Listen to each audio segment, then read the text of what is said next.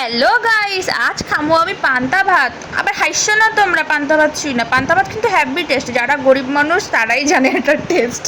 আমি জানি, আমার কাছে না এত টেস্ট লাগে কি আর কমু তোমাকে। তো চলো, গুড মর্নিং, সকাল হয়ে গেছে, চলো এবার চা নিয়ে বরের কাছে যাই। বর তো বিছানা থেকে চা খাচ্ছে, আর আমিও দেখো বিস্কিটের চা নিয়ে বসে গেছি। আর একজন আমাকে কমেন্ট করেছে, দিদি ভাই তুমি কি সকালবেলায় লিপস্টিক পরো? তো হ্যাঁ, আমি সারাদিন সাজগোজ করে থাকি, আমি সারাদিন লিপস্টিক পরি।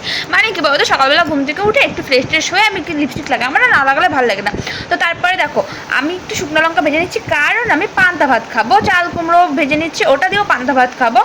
আসলে বাবা খাচ্ছে, মা খাচ্ছে, আমার না দেখে দারুণ লাগতেছে, তার জন্য আমি একটু পান্তা ভাত খাবো ভাবলাম। তারপরে দেখো ম্যাগি বানাচ্ছি, ম্যাগিটা আমার খুবই ভালো লাগে। অনেকে আবার বলে এটা বাচ্চাদের খাবার, তো আমার কাছে তো দারুণ লাগে। তোমাকে কেমন লাগে একটু কমেন্টে জানাই, আর আমার ভিডিওটা তোমাদের কেমন লাগে সেটাও একটু কমেন্টে জানাইও।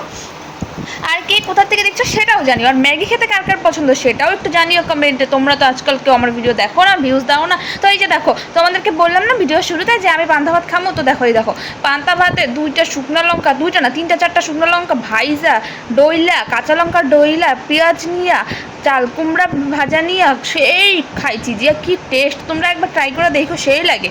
তো তারপরে দেখো আমি স্নান করে আইসা বসছি পূজা দেওয়ার জন্য, আমার ঘরে পূজা দিয়ে তারপরে যাবো আমি ওপরে পূজা দিতে।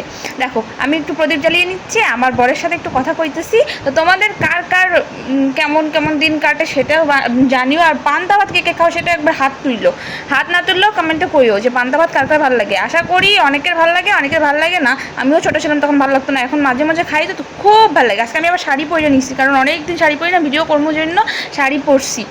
আমার আটকে যাচ্ছে। আর এই যে দেখো শাড়ি পরছি, তার সাথে আমি কিন্তু ঘটি হাতা ব্লাউজ পরছি। ব্লাউজটা কিন্তু আমার হেভি পছন্দের, এটা আমার শাশুড়ি মার বিজনেস করে, ওইখান থেকে নিচ্ছি। দেখো আমার তো দারুণ লাগে। তোমাকে কার কার এরকম ব্লাউজ ভালো লাগে একটু কমেন্টে জানিও। তারপরে দেখো আমি কিন্তু মশলা পেস্ট করে নিচ্ছি কারণ আমি এখন মাংস মাখামু। আর এইটার কিন্তু ছোট ব্লগ তোমরা দেখছো, ছোট্ট মিনি ব্লগ পোস্ট করছিলাম, তোমরা দেখছো। আশা করি অনেকের ভালো লাগছে, ওই জন্য আবার ওটা একটু মিউজিক দিয়ে দিছিলাম, এই জন্য আবার তোমাদের সাথে সেই বড় ভিডিওটা পোস্ট করতেছি। তো দেখো এদিকে কারকোল ভাইজা নিচ্ছি, তারপরে ওইদিকে মাংস কিন্তু মাখানো হয়ে গেছে। যে মাংসের জন্য এবার পেঁয়াজ টিয়াজ দিয়ে দিচ্ছে। আজকে কিন্তু রেসিপি সেরকমভাবে দেখাবো না, খালি রান্নাটাই দেখাবো। আর এদিকে দেখো মাছের ডিম দিয়ে কিন্তু পেঁয়াজ টিয়াজ দিয়ে রান্না করে নিছি। আর খালি রান্না করলে তো হইব না, দেখো রান্নার পরে একটু ঘরটারও পরিষ্কার করে নিতে হইব, তো এই জন্য ঝাড়টা দিয়ে নিতেছি, সব কিছু মোছামুছি করে নিছি।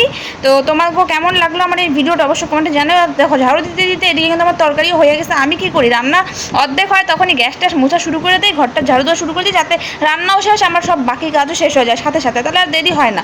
তো ওই কাজই করি। দেখো রান্নাও এদিকে হয়ে গেছে, আমার গ্যাসও কিন্তু পরিষ্কার করা হয়ে গেছে। দেখো এখন নামাই নিবো। আর আজকের ভিডিওটা তোমাকে কেমন লাগলো অবশ্যই কমেন্টে জানিও। তোমরা যদি এরকম ভাষায় আরও ভিডিও দেখতে চাও অবশ্যই কমেন্টে জানাইও, তাহলে আমিও একটু এরকম ভিডিও দেওয়ার চেষ্টা করবো। আমার তো খুবই ভালো লাগে, এটা কিন্তু আমার গ্রামের ভাষা, এই জন্য এটা একটু পোস্ট করলাম। তোমরা কমেন্টে জানিও কেমন লাগলো।